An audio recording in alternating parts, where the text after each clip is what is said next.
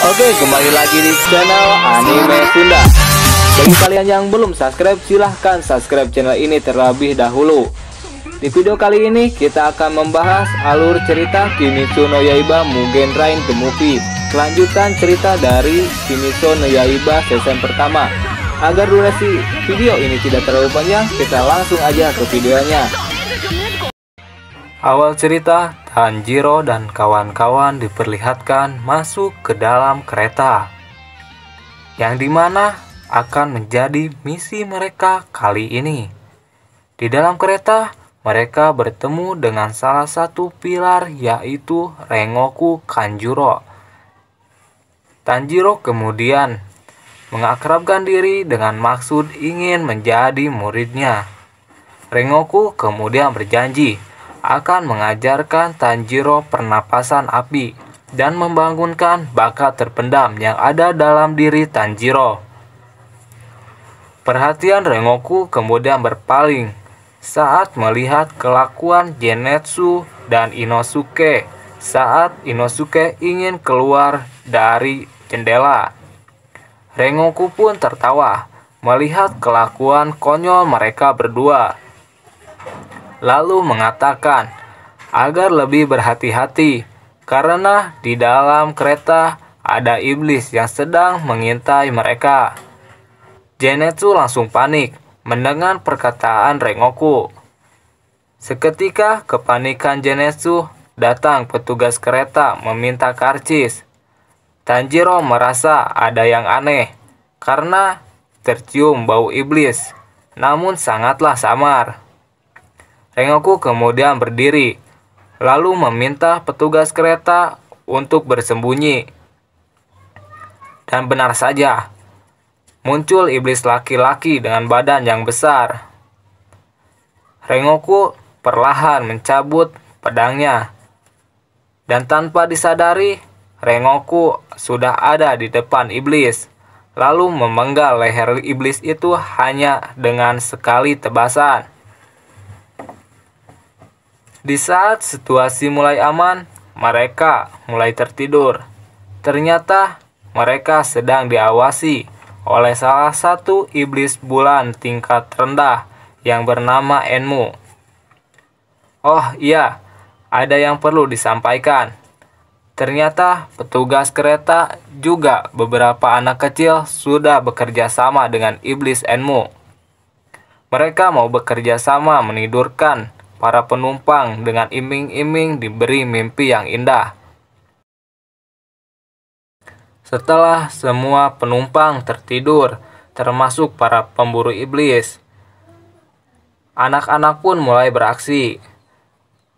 Mereka mulai memasuki mimpi milik Tanjiro, Rengoku, Inosuke, dan Genetsu.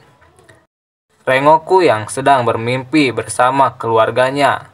Tanjiro pun sama, dia sedang bermimpi bersama keluarganya sebelum mereka mati.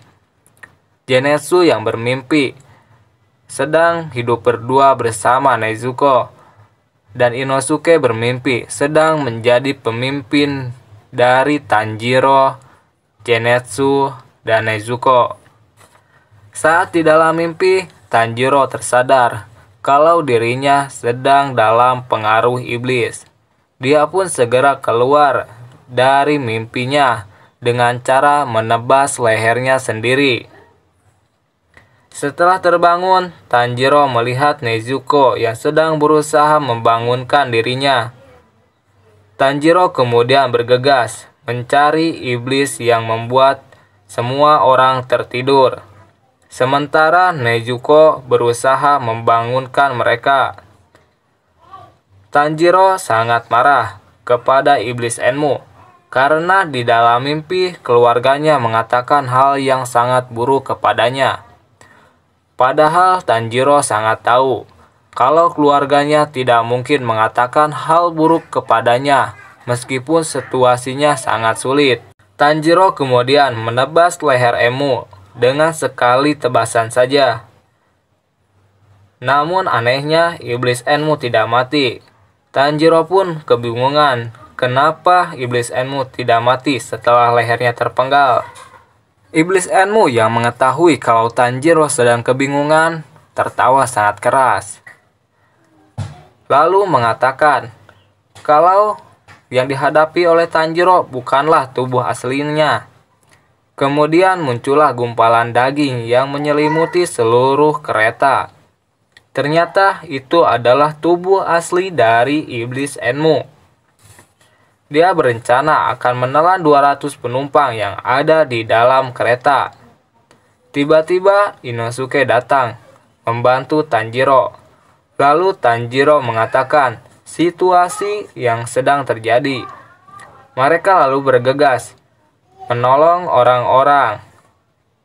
Sementara Nezuko terjebak oleh gumpalan daging karena hendak menolong salah satu penumpang yang akan ditelan oleh Iblis Enmu.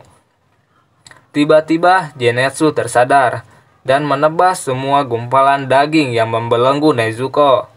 Setelah itu, Rengoku terbangun, lalu menyuruh Tanjiro dan Inosuke pergi ke ruang kemudi, karena leher Iblis Enmu tepat ada di sana. Tanjiro dan Inosuke pergi ke ruang kemudi. Mereka bertemu dengan mesinis kereta yang sudah dipengaruhi oleh Iblis Enmu. Mesinis itu menyuruh Inosuke pergi, tapi Inosuke terus mencari leher Iblis Enmu. Tapi Inosuke kewalahan karena banyak tangan yang menghalanginya. Beruntung Tanjiro datang lalu menyelamatkan Inosuke. Akhirnya mereka berdua menemukan leher Iblis Enmu. Tanjiro dengan sigap menebas leher Iblis Enmu. Namun banyak tangan yang menghalanginya. Di tengah-tengah perjuangan mereka, muncul banyak mata dari tangan-tangan yang menghalangi mereka. Ternyata mata itu adalah pelantara agar orang-orang terjebak dalam dunia mimpi. Berkali-kali Tanjiro dan Inosuke terjebak ke dalam dunia mimpi. Namun Tanjiro selalu dengan cepat menebas lehernya sendiri agar bisa keluar dari dunia mimpi. Tak lama kemudian datang mesinis ingin menusuk Inosuke. Namun Tanjiro menghalanginya sehingga perut Tanjiro lah yang tertusuk. Inosuke khawatir karena cedera Tanjiro. Tapi Tanjiro malah menyuruh Inosuke agar lebih fokus mengalahkan Enmu. Setelah Inosuke menghilangkan semua penghalang yang melindungi Iblis Enmu, Tanjiro dengan sigap mengeluarkan jurus tarian bara api yang diwariskan oleh ayahnya. Akhirnya, Iblis Enmu berhasil dikalahkan oleh mereka. Tanjiro yang cedera karena luka tusuk hampir kehilangan kesadarannya. Rengoku pun datang memberi instruksi kepada Tanjiro untuk memfokuskan napasnya ke area pendarahannya. Saran Rengoku berhasil dan pendarahan Tanjiro berhenti. Saat Rengoku memberitahu Tanjiro kalau semua orang selamat, tiba-tiba ada ledakan di belakang mereka. Ternyata ledakan itu disebabkan oleh iblis rembulan tingkat atas yang menduduki peringkat ketiga. Namanya adalah Akaza. Akaza langsung menyerang Tanjiro yang sedang berbaring di tanah. Rengoku yang melihat tidak tinggal diam. Ia lalu menebas lengan Akaza menjadi dua. Namun regenerasi Akaza sangat cepat dan tangannya pulih kembali. Akaza bilang kalau dirinya ingin membunuh Tanjiro karena Tanjiro akan menghalangi pertarungan dirinya dengan Rengoku. Akaza juga bilang kalau Rengoku adalah orang yang kuat dan semakin dekat dengan puncak, namun tidak akan pernah mencapainya karena Rengoku adalah seorang manusia yang nantinya akan menua. Kemudian Akaza menawarkan Rengoku untuk menjadi iblis. Jika Rengoku menjadi iblis, Rengoku akan berumur panjang dan akan menjadi lebih kuat. Namun dengan tegas, Rengoku menolak tawaran Akaja. Setelah penolakan itu, terjadi pertarungan yang sangat sengit antara Akaja dan Rengoku. Tapi sekuat apapun Rengoku tidak akan bisa mengalahkan iblis bulan tingkat atas sendirian, karena Rengoku hanyalah seorang manusia. Rengoku pun terluka parah. Tanjiro yang melihat Rengoku terluka mulai merasa cemas. Rengoku berdiri terdiam karena merasa kelelahan, lalu berkata dengan tegas agar tidak pernah menyerah. Lalu mengeluarkan kekuatan penuhnya. Pertarungan sengit terjadi kembali. Kali ini Rengoku menyerang Akaja dengan kekuatan penuhnya. Namun serangan Rengoku tidak bisa menebas leher Akaja. Sedangkan Akaja berhasil menembus perut Rengoku. Tapi Rengoku tidak menyerah. Rengoku menahan Akaja sampai matahari terbit. Akaja mulai panik karena sebentar lagi matahari akan terbit. Sementara Tanjiro mulai bangkit dan menyuruh Inosuke agar membantu Rengoku. Namun serangan Inosuke dimanfaatkan oleh Akaja untuk membebaskan diri. Akaja pun mulai berlari menuju hutan, menghindari cahaya matahari. Tanjiro yang melihat Akaja lari terbirit-birit ke dalam hutan melempar pedangnya dan mengenai tubuh Akaja. Tanjiro lalu berteriak, "Jangan lari pengecut, kemarilah dan bertarung lagi." Akaja yang mendengarnya sangat marah dan menaruh dendam atas ucapan Tanjiro. Tanjiro kemudian menangis histeris. Rengoku pun memanggil Tanjiro, lalu menyampaikan pesan-pesan terakhirnya. Rengoku mengatakan pada Tanjiro soal tarian Dewa Bara Api yang mungkin saja keluarganya memiliki catatannya. Lalu Rengoku menyemangati Inosuke dan Zenitsu kalau mereka akan menjadi para pilar selanjutnya dan mengakui Nezuko sebagai pemburu iblis. Karena Rengoku melihat sendiri Nezuko yang menyelamatkan manusia dari para iblis. Sekedar informasi saja, Rengoku adalah salah satu pilar yang sangat menentang kalau Nezuko bergabung menjadi pemburu iblis.